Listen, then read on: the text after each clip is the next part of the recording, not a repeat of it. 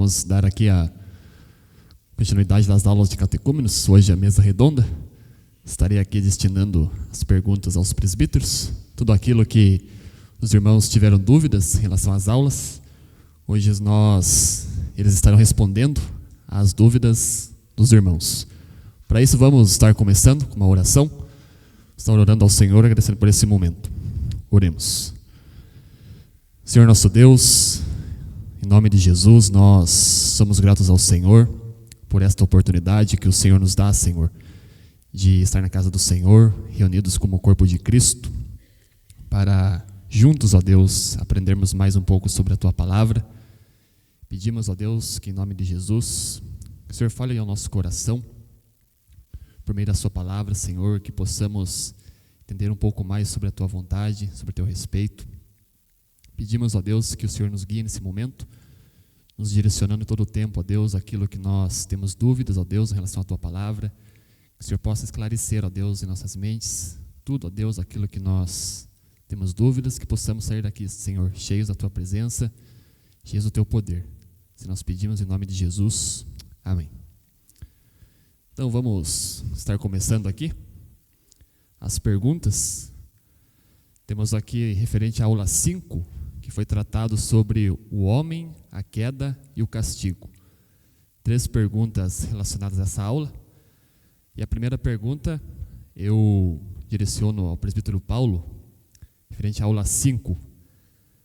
Diz assim: a tentação é um pecado?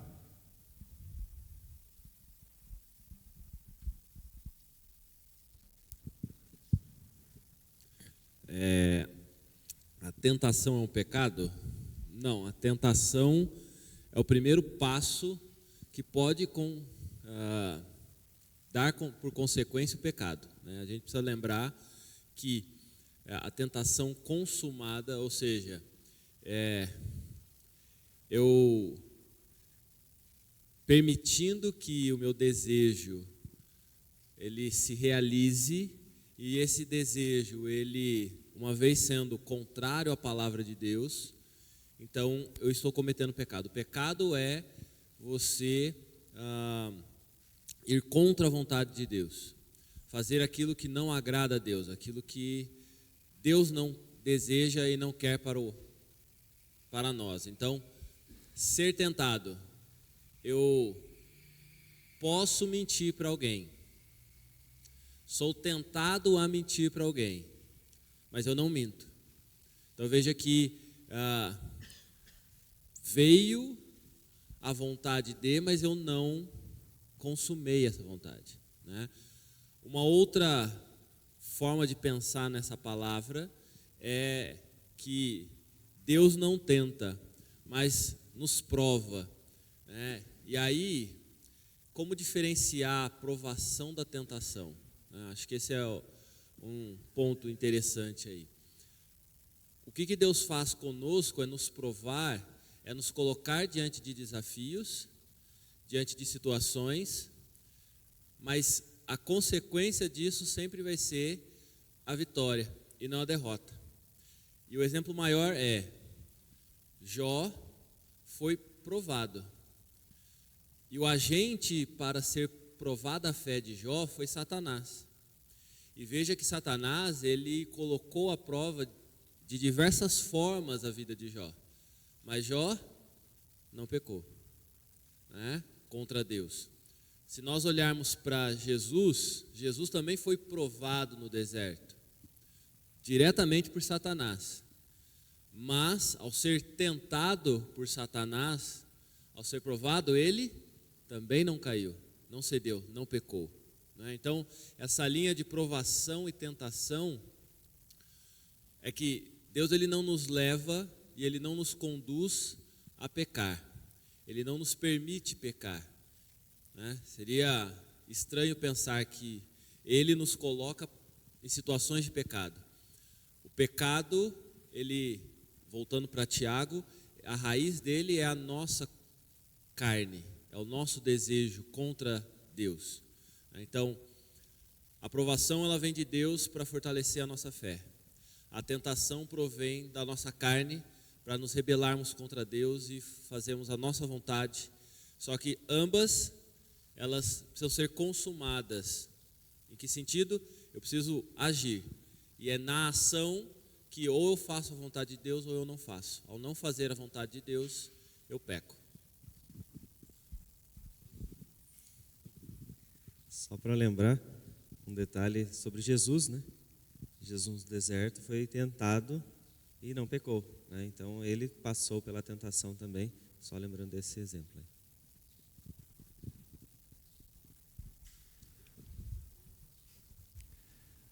Segunda pergunta, ainda referente à aula 5, faço essa pergunta ao pastor.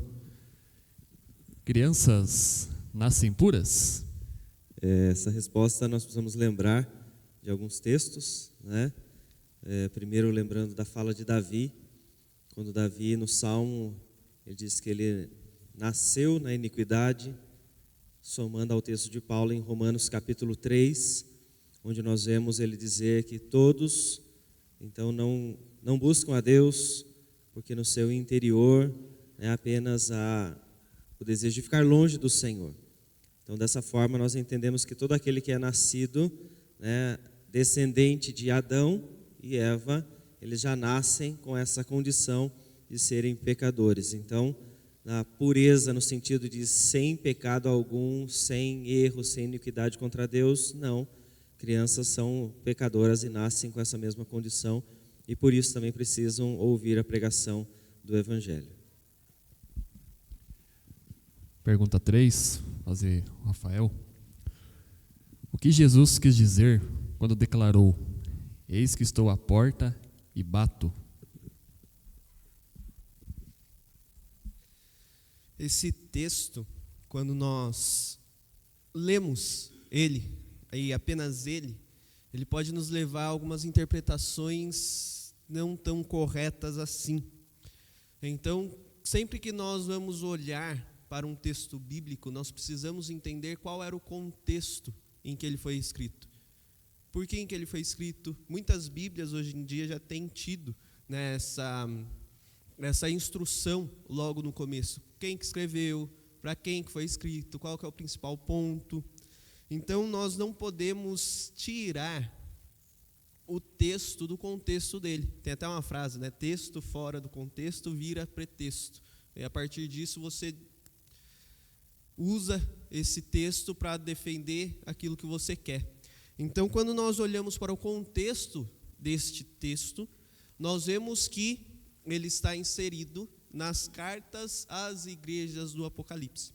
Então, quando Cristo diz, eis que estou à porta e bato, ele não está falando para pessoas que não são cristãs, ele está falando para cristãos, ele está falando para pessoas que faziam parte da igreja.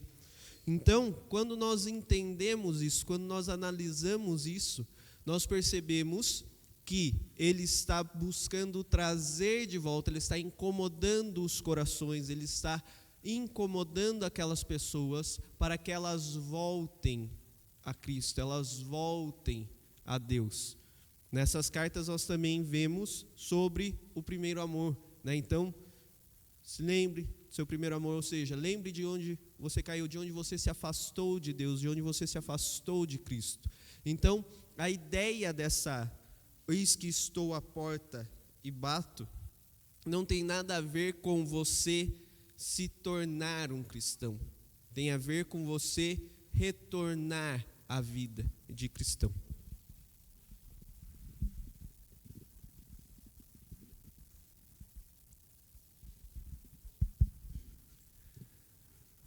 Agora vamos fazer as perguntas referente à aula 6. Foi estudado sobre o plano de salvação. Pergunta da aula 6, a primeira pergunta faço ao Paulo. Como posso ter certeza da salvação?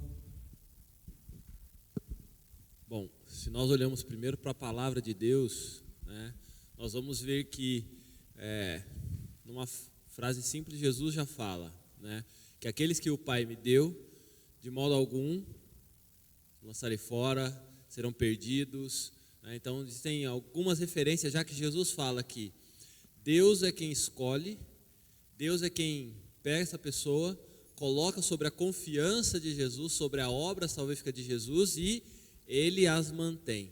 Portanto, a confiança, a certeza, de modo hipotético, é que Deus é quem garante essa salvação. Mas a pergunta vai, como eu posso ter certeza da minha salvação? Né? Essa certeza é individual. E essa certeza ela vai se dar pela manifestação do Espírito Santo na sua vida. Eu não posso falar por ninguém, diferente de mim, o que é ter a certeza, a convicção pessoal de que eu sou salvo. Esta é uma convicção, é uma certeza que eu tenho sobre a minha vida, sobre o que Cristo fez por mim, sobre a obra de Cristo na minha vida, sobre a salvação que o Espírito Santo confirma ao meu coração. Então, como que você pode ter certeza da sua salvação? Entendendo o que Cristo fez na cruz e percebendo, entendendo, ouvindo o que o Espírito Santo de Deus fala com você sobre a garantia, a certeza de que Ele dá de que você é salvo. Né? É subjetivo? Aparentemente sim. A objetividade, a certeza está na obra de Cristo. Passou disso, é indivíduo por indivíduo. Então, eu creio em Cristo Jesus. A partir desse momento, o Espírito Santo, Ele age em minha vida, habita em mim, e Ele, então, me mostra, dia a dia, que eu sou filho de Deus. Quando eu peco, voltando na questão anterior, né? Diferentemente de muitas pessoas que não vão entender o pecado, ou não vão imaginar que o que elas estão fazendo é pecado, que é um mal contra Deus, o Filho de Deus, quando ele tem a certeza da salvação, ele automaticamente, ao pecar, ele sabe que ele pecou. Na verdade, até antes de pecar, ele sabe que é pecado. Muitas vezes ele faz, mas o faz consciente que é pecado. E assim se entristece. Né? Então, algumas formas para a gente perceber a ação do Espírito Santo é quando a gente peca, ou quando a gente é tentado e vem aquela vozinha e fala, não faça. Lembre-se de quem você é filho, de quem você deve agradar. Então, são elementos individuais de como a gente pode e como ter uma transformação de vida. O Espírito Santo, ele sela a obra de Cristo Jesus e nos ajuda a entender, nos entendemos como filho de Deus. Segunda pergunta, faço ao pastor: o cristão precisa continuar pedindo perdão por seus pecados? Isso é muito importante no relacionamento com Deus, porque nós não deixamos a nossa condição, mesmo depois de professarmos a nossa fé em Cristo Jesus. Então nós nascemos pecadores, como nós falamos, criança não nasce pura em relação ao pecado, ela é também condenável, também pecadora, e por conta disso ela cresce, necessita da graça. Ao se converter, nós não mudamos a nossa condição. Nós permanecemos pecadores e por isso precisamos continuar então pedindo perdão ao Senhor. Claro que, como nós falamos, o cristão, ele tem o Espírito Santo que o incomoda para que ele não faça, porque o Espírito Santo dá a ele a certeza, o entendimento da verdade que agrada ao Senhor, e ele precisa dessa luta de santidade para ele poder então viver com o Senhor. Mas ao momento que ele cai, que ele peca, nós temos a primeira carta de João, capítulo 2, que nos lembra que Jesus é o nosso intercessor junto ao Pai. Então, ele está para interceder por causa da sua obra para com os eleitos que pecam e clamam pelo perdão através de Cristo Jesus. Então, sim, precisamos fazer isso constantemente para manter a nossa comunhão com o Senhor. Pergunta 3, faço ao Rafael. O que é justificação? Justificação. Quando nós olhamos, isso eu já falei lá no Pirituba, umas 2 vezes, na UPA. Se eu não aprendi até agora, Mas justificação é o ato de Deus nos tornar justos em Cristo Jesus. Ou seja, voltando às outras perguntas, nós sabemos que, desde que nós nascemos, nós já nascemos em pecado. Ou seja, aos olhos de Deus nós somos injustos. Não vivemos na justiça, não vivemos da maneira que Deus ordena que nós devemos viver. Então, quando Deus olha para nós, Ele enxerga injustos. Por isso, Jesus Cristo, o justo, veio, se fez homem e morreu por nós. Então, quando Deus olha para nós, Ele não enxerga mais a nossa injustiça, Ele olha para nós, Ele vê a justiça de Cristo.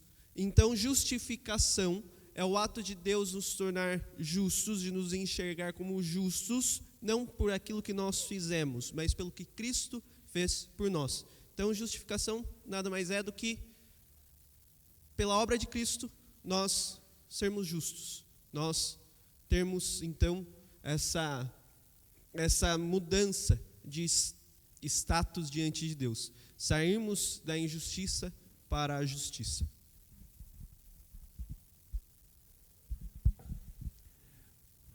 Pergunta 4, faço ao Paulo. O que significa ter paz com Deus?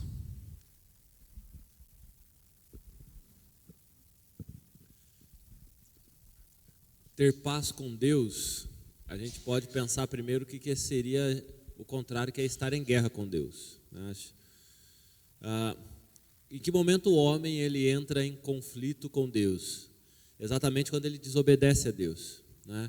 Então, o homem tinha uma única ordem: não coma do fruto da árvore, do conhecimento do bem e do mal, porque no dia que dela comerdes, certamente morrerás, né? E aí, veja que o homem ele decide entrar em conflito com Deus, porque ele vivia em paz e harmonia com Deus.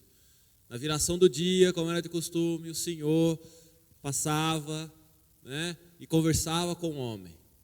Então vivia em paz e harmonia com Deus. A partir do momento da queda, o que isso significa? Que o homem ele decidiu ir contra a vontade de Deus.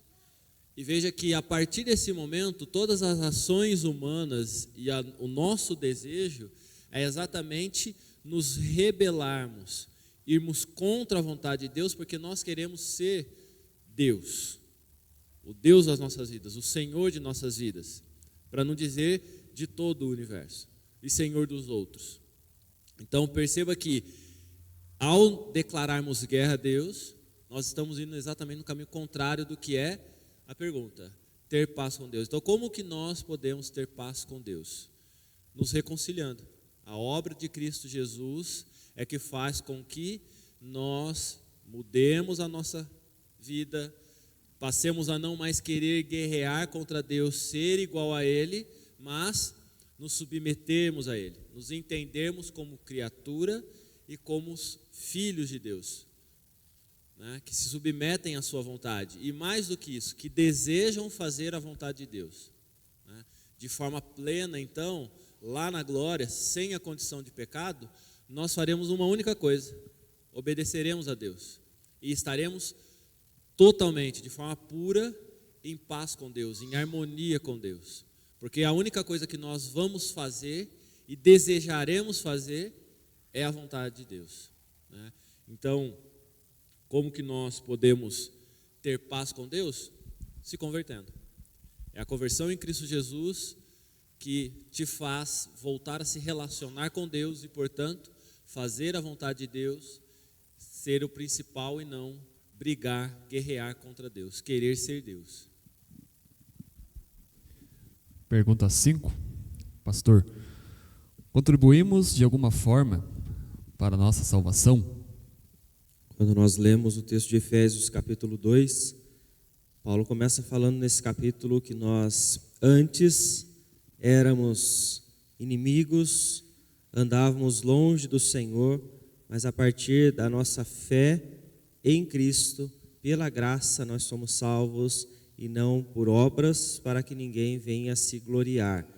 Então, por mais que eu seja um bom cidadão, um bom marido, um bom filho, até mesmo tenha boas atitudes que aparentem, né? Mesmo não sendo ainda cristão, vamos pensar, alguém que não é cristão e tem atitudes que são agradáveis a Deus, isso não faz com que ele alcance qualquer mérito diante do Senhor.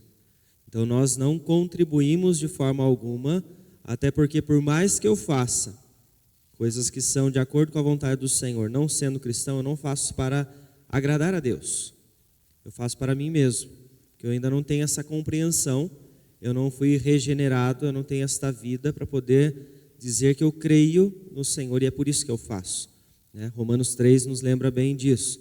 Fazemos antes de Cristo tudo que fazemos apenas para nós mesmos, porque nós somos inimigos do Senhor. Recai sobre nós a condenação. Então, nada do que eu vier a fazer vai contribuir para a minha salvação. Eu sou salvo apenas pelo que Cristo Jesus fez na cruz por mim. O sacrifício de Cristo é eficaz e eterno e não depende do homem para que ele venha então a acontecer. Depende única e exclusivamente do Senhor por causa da perfeição e justiça, como foi dito aqui, de Cristo Jesus. Pergunta 6. Rafael, é possível um cristão cair da graça?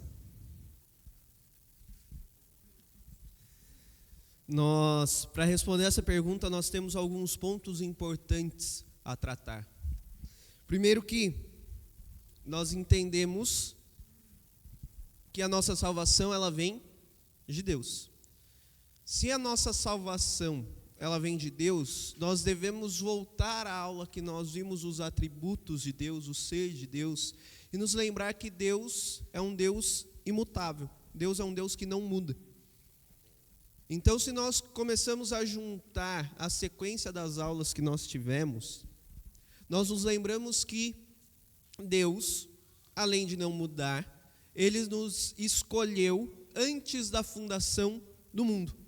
Então, Ele escolheu quem seria salvo antes da fundação do mundo. Alguém perder ou cair da graça no meio do caminho é você olhar para Deus e falar que Ele não é poderoso o suficiente para salvar aquela pessoa. Porque alguma coisa que ela faz ou deixa de fazer altera o status da salvação dela. E aí nós chegamos ao segundo ponto, que seria que o homem tem influência sobre a própria salvação. Alguma ação que ele tem, ele muda o status dele de salvo ou de não salvo. Então nós temos que ter muito cuidado ao dizermos que é possível para um cristão cair da graça. Porque quando nós olhamos para isso, nós estamos dizendo que a salvação não vem de Deus, o que é totalmente não bíblico. Nós já vimos em diversos textos que a salvação é única e exclusivamente vinda de Deus. É uma graça, é misericórdia de Deus sobre nós. Então, quando nós colocamos um pontinho que coloca em dúvida a ação 100% divina, nós estamos correndo o risco de tirar a soberania de Deus, de começar a dizer que Deus é falho. E por fim, nós entendemos biblicamente que a perseverança dos santos, ou seja, uma vez salvo, você sempre será salvo e você permanecerá nesse estado, você permanecerá buscando crescer em santidade, você permanecerá buscando a Deus, querendo se aproximar de Deus. Você pega isso daí e rasga, sendo que este ponto da doutrina é um ponto que nos dá descanso, que não importa os pecados que, como nós vemos em João, são acidentes na vida do cristão, de modo nenhum eles podem tirar a minha salvação. Isso não é uma desculpa para nós pecarmos, mas é um conforto, é um descanso de que em Deus a nossa salvação está garantida.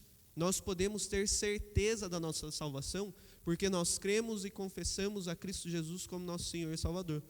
Então é impossível para o cristão cair da graça, porque a nossa salvação ela está segura em Deus. Não somos nós que sustentamos a nossa salvação, mas Deus. Então é isso que nós devemos ter em mente. Por isso que nós podemos descansar. E então nós olhamos para o sacrifício de Cristo e nós vemos que nós não podemos anular o sacrifício de Cristo. Alguns podem trazer o texto de Hebreus 6, onde o autor diz: aqueles que estavam conosco e caíram. A ideia do autor aos Hebreus ali é que aquelas pessoas que estavam dentro da igreja e caíram, que é um texto muito usado para entender essa questão de cair da graça, para falarem sobre cair da graça, esse texto, novamente, nós temos que considerar o contexto dele. Então, o contexto ali eram de pessoas que estavam na igreja, saíram da igreja e não mais voltaram para a igreja. É diferente daquele que é incomodado a voltar. Mas aqueles que se afastaram da igreja, e o próprio autor ele diz que eles precisariam crucificar a Cristo de novo, ou seja, é como se a ideia ali é que eles não são salvos, e para eles serem salvos, só se Cristo fosse crucificado novamente, eles crucificassem a Cristo novamente. Então a ideia do autor ali é, eles não eram cristãos, eles estavam entre os cristãos, mas não eram.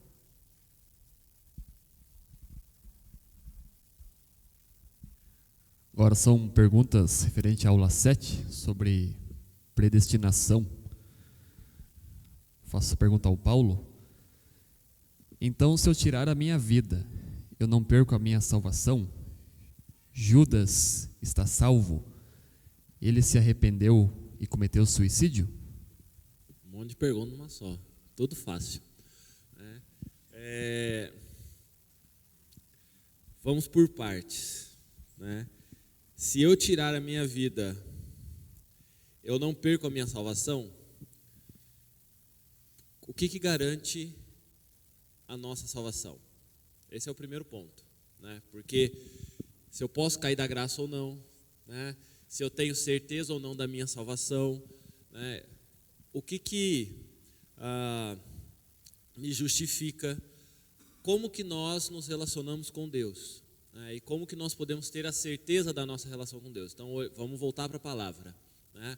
A garantia da nossa salvação não está nas nossas obras, está na vontade de Deus, né? Então, Jesus Cristo é o Senhor Salvador. Crer em Jesus Cristo é o caminho para a salvação. Uma vez que eu creio em Jesus Cristo, sou salvo, independente da forma como a vida terrena se cessa. Então, independente se eu tiro a minha vida, ou alguém tira a minha vida, ou se Deus tira a minha vida, né? Porque eu simplesmente não acordo, de um jeito ou de outro, como a vida terrena se cessa, a certeza, a garantia e a vida eterna é dada pelo quê? Pela vontade de Deus em nos salvar e pela confirmação que nós damos dessa vontade quando nós nos convertermos. Então, ter a certeza da salvação implica ser salvo. E uma vez salvo, sempre salvo. Aí vem a confusão. Bom, se eu tirar a minha vida, eu não estou pecando? E como é que eu tirando a minha vida, pecando, eu vou para o céu? Bom, você não mente? E se você mentir e morrer? Você pecou antes de morrer, então você vai para o inferno? A questão é que a gente tem uma gradação errada, como ser humano, de que existem pecados menores e pecados maiores, né? Eu já ouvi até dentro de uma igreja presbiteriana, de um pastor presbiteriano, que pecados da ordem sexual eles são mais graves. Não. Pecado é pecado. Né? Basta um pecado para você ir para o inferno. Então, uma mentirinha boba, mas é mentira, te faz ir para o inferno. Ponto. O que anula isso é a obra de Cristo. Então, se eu tiro a minha vida, o que é isso? Pecado. Mas como tantos outros pecados que são perdoados por Cristo Jesus, à medida que eu tenho Ele como Senhor e Salvador da minha vida. Qual que é o maior complicador e por que vem na cabeça de que suicídio é um pecado sem perdão? Aí entra Judas na história, né? Judas está salvo? Não. Judas, ele se suicidou. Mas aí veja que é taxativo o texto. A narrativa bíblica ela é clara em falar que Judas era um dos 12, que não era um dos 12, um dos salvos. Né? Quando a gente olha para João 17:12, diz: quando eu estava com eles, guardava-os no teu nome, que me deste, e protegi-os, e nenhum deles se perdeu, exceto o filho da perdição, para que se cumprisse a Escritura. Perceba que estava claro, desde o início dos tempos, que um trairia Jesus. Ele não só trairia Jesus, mas ele seria alguém de perdição. Então ele seria alguém que conviveria com Cristo, mas para um propósito que Deus estabeleceu, de trair Jesus e entregá-lo para a morte, para que houvesse então salvação e vida. Então o plano para Judas era exatamente de que ele não seria alguém convertido, salvo. Ele não pertence ao povo de Deus, embora estivesse junto com Jesus e caminhando com Jesus. Então quando Judas se suicida, ele comete um pecado, assim como tantos outros, mas sem ter uma salvação garantida a ele. Aí a gente volta para o texto bíblico e se complica mais um pouco. Mas lá o texto bíblico fala que ele se arrependeu. Mas ele se arrependeu do quê? Ele se arrependeu de ter pego dinheiro para entregar Jesus. E esse arrependimento não foi para a salvação, mas foi para a morte. O arrependimento dele foi só um peso na alma, além de todos os outros, que o levou a falar: como eu não tenho esperança alguma, como eu não tenho mais esperança de nada, não devo nem continuar vivendo. Não é um arrependimento para a salvação, onde eu reconheço o meu pecado, eu reconheço a minha condição e eu falo: não quero mais isso na minha vida. Eu preciso transformar a minha vida, eu preciso de Cristo Jesus. Não basta se arrepender para falar que você está de bem com Deus. O arrependimento para a salvação implica em você reconhecer o seu pecado e desejar se relacionar com Deus. Desejar que Cristo seja o seu Salvador. Isso é arrependimento para a vida, para a salvação, e não arrependimento para a morte. Então, se eu tirar a minha vida, eu não perco a minha salvação. Sim, porque quem garante essa salvação não é o meu pecado, mas é a salvação que Cristo nos dá. Judas está salvo? Não, porque já está escrito que para ele era um filho da perdição. Ele se arrependeu e cometeu suicídio. De fato, ele se arrependeu e cometeu suicídio? Sim, mas isso o levou ao inferno não porque ele se suicidou ou porque ele pecou, mas porque ele não era salvo, porque ele não cria em Jesus Cristo como Senhor e Salvador. Ele achava Jesus tão somente alguém legal, bom, que podia fazer alguma coisa diferente. Só isso, né? Então, o crer em Jesus Cristo, que é a certeza da salvação, Judas não tinha. E por isso, então, que ele vai para o inferno. E por que eu posso falar que ele está no inferno? Porque a Bíblia diz. Eu não posso afirmar isso de outras pessoas. Por quê? Porque a Bíblia não é taxativa sobre as outras pessoas. Mas sobre Judas ela é. Este era filho da perdição.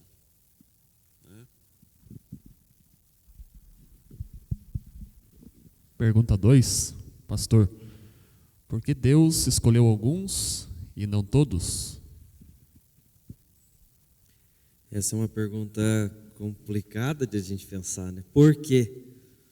Então, primeiro eu trago à mente o texto da palavra do Senhor que nos lembra quem conheceu a mente do nosso Senhor, né? Para compreender de forma clara toda a complexidade, né, daquilo que nós já vemos revelada, né?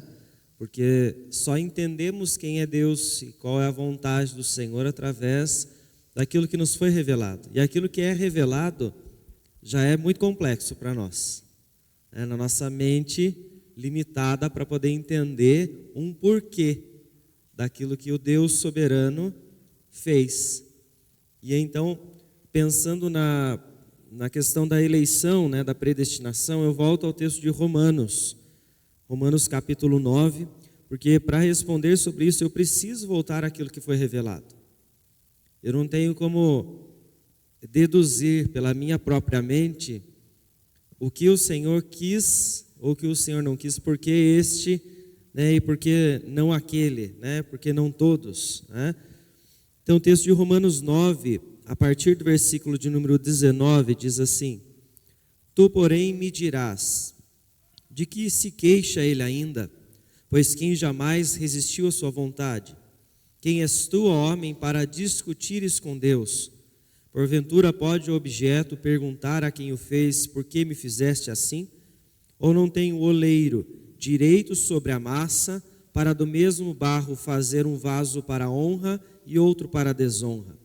Que diremos, pois, se Deus, querendo mostrar a sua ira e dar a conhecer o seu poder, suportou com muita longanimidade os vasos de ira preparados para a perdição, a fim de que também desse a conhecer as riquezas da sua glória em vasos de misericórdia, para que para glória preparou de antemão, os quais somos nós, a quem também chamou, não só dentre os judeus, mas também dentre os gentios. Então, o texto traz para nós uma doutrina que é muito importante, que é a doutrina da soberania de Deus.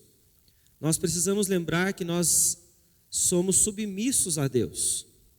Não somos nós que devemos definir o curso da vida, não somos nós que devemos definir quais são os princípios corretos ou não, não somos nós quem devemos escolher quem serão aqueles que vão para o céu ou não, por mais que essa seja a nossa vontade, né? É a nossa carne falando mais alto, né? Eu quero que todos os meus familiares estejam comigo, né? Vivam eternamente com Cristo Jesus. Eu quero que todos aqueles que eu conheço, aqueles que eu amo, estejam comigo. Mas nós temos que lembrar, nós somos criatura. Nós não somos o Criador. Então nós não temos como definir isso.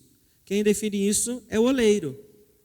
É aquele que teve a massa em sua mão para moldar a cada um. E eu volto a Efésios capítulo 1, que nos lembra que a escolha, ela já aconteceu desde antes da fundação do mundo. Então ela não está acontecendo conforme nós vivemos de forma correta ou não. Deus já elegeu. Por que alguns para a salvação e outros não? Porque Ele é soberano. Eu não tenho outra linha para nós podermos pensar sobre isso. O oleiro tem direito de destinar vasos para a honra e vasos para a desonra. E quem somos nós? Frágeis vasos de barro, para questionar ao oleiro por que ele fez dessa forma. É exatamente isso que Paulo está dizendo no capítulo 9. E mais interessante ainda é que ele coloca até um propósito nisso, né? Ele deixa alguns para desonra, para revelar a sua ira, revelar a sua justiça, e aqueles então para a honra, para revelar sua graça e sua misericórdia. Então é mais uma maneira que nós encontramos aí do Senhor mostrar, revelar a nós quem Ele é, qual é o seu caráter. Pergunta 3, Rafael. É certo dizer que assim como Ele predestinou alguns para a salvação, também predestinou para o inferno? Eu já vou devolver o microfone para o Gé, porque o pastor acabou de responder, tá? Então... Mas sim, né? Como o pastor disse, alguns foram eleitos, né? Usando o texto de Paulo aos Romanos. Alguns são vasos de honra, outros vasos de ira. Então, alguns foram escolhidos por Deus para passar toda a eternidade com Deus, como salvos, como filhos de Deus, foram adotados por Deus.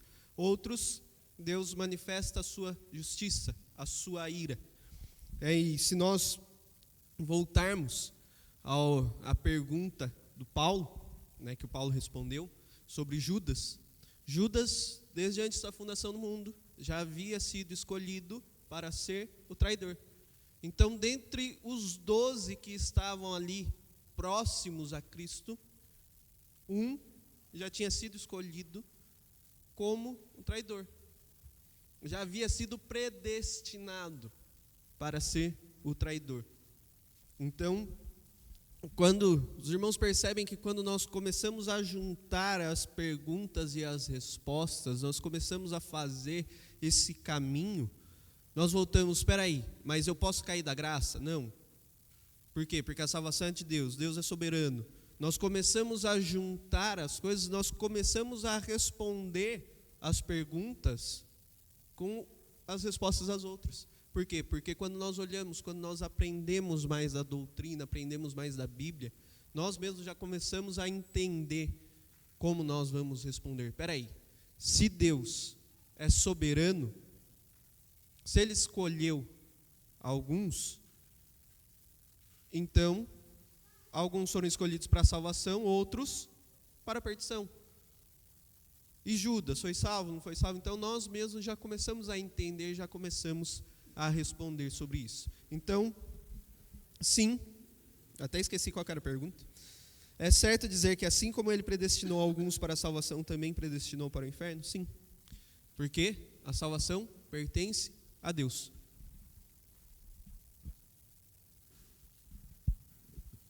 Só comentar uma questão que eu acho que é importante da gente ressaltar, porque aqui nós estamos falando, né, do Senhor predestinar alguns para a salvação e outros para a condenação eterna. Mas o que não cabe a nós é identificar essas pessoas. Né? Nós estamos nos relacionando com pessoas no nosso cotidiano, seja família, sejam colegas de trabalho, e nós não vamos ter a capacidade para identificar quem são esses que foram eleitos pelo Senhor e quem não foi, né? Porque nós podemos chegar ao ponto de dizer, bom, então, já que o Senhor predestinou alguns para o inferno, né? Assim como Judas, que foi um traidor, então o primeiro traidor que eu encontrar na minha frente, eu vou considerar que ele é aquele que é destinado à perdição. E não, eu não tenho como decidir isso, né? Foi o Senhor quem escolheu desde antes da fundação do mundo, e mesmo traidores se convertem.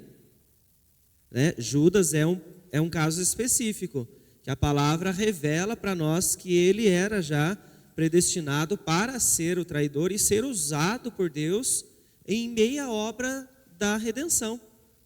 Então isso é importante nós lembrarmos que mesmo os filhos da perdição, né, os desobedientes, eles foram usados, estão sendo usados por Deus dentro da soberania do Senhor. Então não cabe a mim definir quem é ou quem não é eleito, cabe a mim apenas viver o Evangelho, agradecer pela misericórdia que me alcançou e assim continuar pregando o Evangelho para as outras pessoas, para que os eleitos possam se converter. Tem uma questão que eu acho interessante, né? Que fica batendo na cabeça e martelando. Onde que está a justiça em tudo isso? Né? Como é que Deus continua sendo justo, escolhendo alguns indo para o céu e outros indo para o inferno? Vamos tentar fazer uma linha aqui. Pai, Filho e Espírito Santo, a Trindade, já existem. E eles então decidem, vamos criar. Cria-se o universo, cria-se a terra, cria-se o homem. Cria-se esse homem com liberdade, livre-arbítrio para falar, para escolher continuar com Deus ou não. E este homem decide não continuar com Deus. O próximo passo disso é já imediatamente falar, vamos então agora, já que o homem vai fazer isso, e veja que tudo ainda no plano antes das coisas acontecerem, porque eu estou falando de predestinar, né? Então, nós vamos criar o homem, vamos dar a condição dele escolher continuar conosco em harmonia e paz, e ele vai escolher o caminho contrário. Então nós vamos dar condição para que ele, homem, ser humano, se relacione novamente conosco. E como que isso vai fazer? Bom, Cristo, você vai ser o Cristo. Jesus, você vai deixar de ser Deus, se fazer homem, sem pecar, para que não só um homem, mas muitos possam voltar a se relacionar com Deus. Você, Espírito Santo, vai fazer o quê? Você vai habitar no coração desse homem convertido, desse ser humano convertido, garantindo-lhe, portanto, esta obra de salvação. E aí, Cristo, você vai voltar em resgate desse povo todo para consumar a obra, e nós vamos voltar ao que tinha sido pensado antes, que era vivermos eternamente, nós e a humanidade criada, alguns da humanidade criada, nesta terra, nesse universo redimido. Esse é o plano, essa é a linha que a gente tem, né? O problema é que a gente está no meio dessa linha e quer questionar os planos de Deus. Assim como lá atrás a gente queria questionar o ser Deus e continua querendo nos colocar na posição de Deus. O fato é, Deus criou e por ser dono da criação, Ele faz da forma como lhe aprouver. A justiça se manifesta em, uma vez que você descumpriu uma ordenança, você tem a paga para isso. A misericórdia de Deus vem em, não vai ser você que vai pagar essa dívida.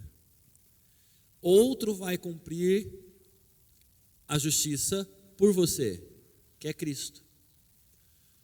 É esse horizonte que Paulo decorre na carta de Romanos.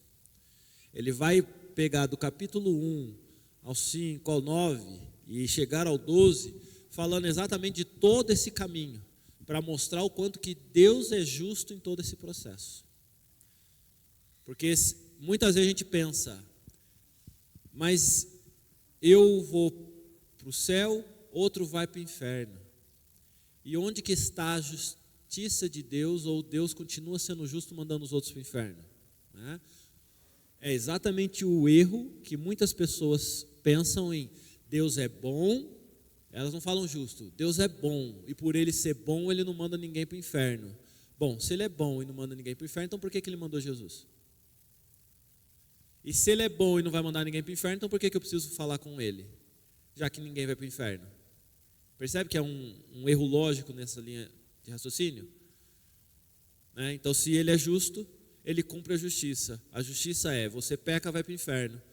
Você não peca, nunca vai para o céu. Mas quem dá essa condição para nós? Jesus. Jesus é que faz isso, porque a gente continua pecando. Mas é por meio dele que a gente tem o perdão do pecado, é justificado e, portanto, pode se relacionar com Deus, né? Acho que essa é uma questão que envolve a predestinação. Pergunta 4, fazer ao pastor. Diz assim: eu me converti, mas matei. Quem matei não era convertido. Como fica esta situação? Vou para o céu e quem matei vai para o inferno? Essa pergunta é uma questão lógica e facinho de derrubar exatamente pelo que eu falei, né? Olha só, eu me converti. Então, o que acontece quando você se converte? Garantia da salvação, correto?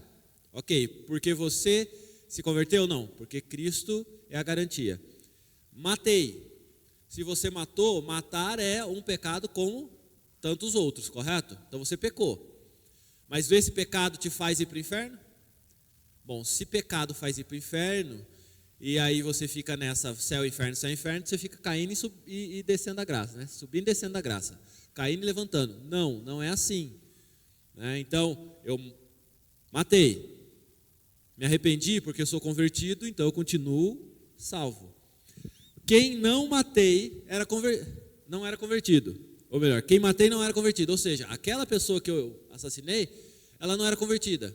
Se ela não era convertida, independente se ela morreu de morte morrida ou morte matada, uma vez que ela está morta, sem ser convertida, está no inferno, correto? Então eu estou no céu porque eu sou convertido, ela está no inferno porque ela não se converteu. Como fica essa situação? Fica assim, você é convertido, está no céu, a pessoa que não é convertida está no inferno. Vou para o céu e quem matei vai para o inferno? É, exatamente isso, né? Você vai para o céu não porque você matou, deixou de matar, mas porque Cristo Jesus te salvou. A pessoa que você matou vai para o inferno? Vai.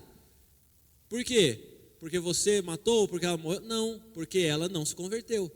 Isso implica o quê? Que eu estou tranquilo? Não, você tem que pagar a sua pena aqui na terra.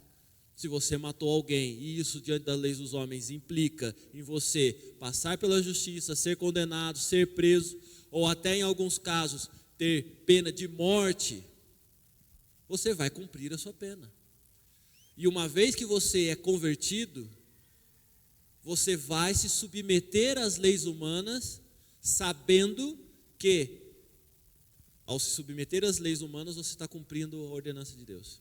E você vai testemunhar que você matou alguém de forma consciente e que você vai pagar a pena por isso, seja qual for essa pena.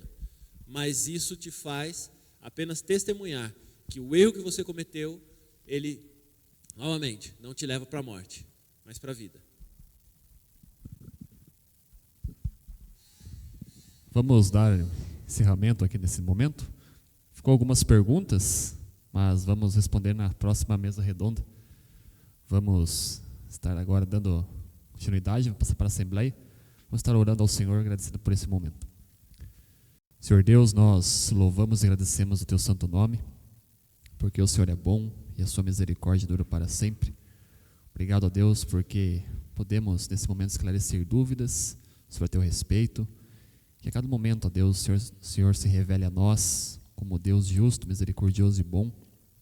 Que possamos, ó Deus, a cada instante da nossa vida, confiarmos e dependermos somente de Ti e confiarmos sempre na obra de Cristo. Assim nós oramos gratos ao Senhor, em nome de Jesus. Amém.